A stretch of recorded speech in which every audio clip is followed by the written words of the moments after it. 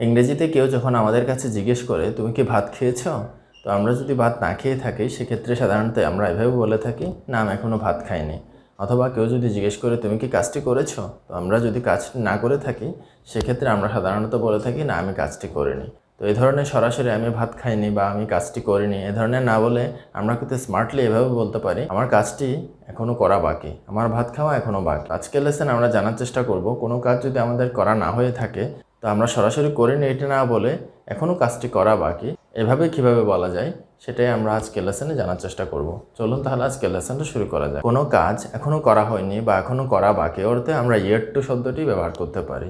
yet to অর্থ হচ্ছে কোনো কাজ এখনও করা বাকি বা এখনও করা শেষ হয়নি। তো প্রথমে আমরা এক্সাম্পল জানার পূর্বে yet to এর স্ট্রাকচারটা জানার চেষ্টা করি। yet to এর স্ট্রাকচারটা হচ্ছে এরকম: subject plus am is are plus yet to plus ভার্বের প্রেজেন্ট ফর্ম। আমরা আরেকবার যদি বলি subject plus am is are plus yet to plus ভার্বের প্রেজেন্ট ফর্ম, অর্থাৎ আমাদের মনে রাখতে হবে yet to এর পরে সবসময় ভার্বের প্রেজেন্ট ফর্ম হবে। আর yet to এর অর্থ হচ্ছে কোনো কাজ এখনো করা বাকি বা এখনো করা হয়নি এ ধরনের অর্থে ব্যবহৃত হয়। চলুন তাহলে আমরা কয়েকটা এক্সাম্পলের মাধ্যমে yet to এর ব্যবহারটা ক্লিয়ার হওয়ার চেষ্টা করি। যেমন আমার কাজটি এখনো করা বাকি, তো এটিকে ইংরেজিতে আমরা এভাবে বলবো I am yet to do the work, I am yet to do the work। তাহলে আই হচ্ছে এখানে সাবজেক্ট, তারপরে আই এর পরে এম বসেছে, তারপরে yet to বসেছে, yet to এর পরে ভার্বের যেহেতু প্রেজেন্ট ফর্ম হবে তাহলে এখানে ডু বসিয়েছি। তাহলে আমার কাজটা এখনো করা বাকি, তাহলে এটিকে ইংরেজিতে আমরা বলবো I am yet to do the work, I am yet to do the work। আমার কাজটি এখনো করা বাকি, অর্থাৎ আমরা সরাসরি কাজটি করিনি না বলে আমরা এভাবে বলছি আমার কাজটি এখনো করা বাকি,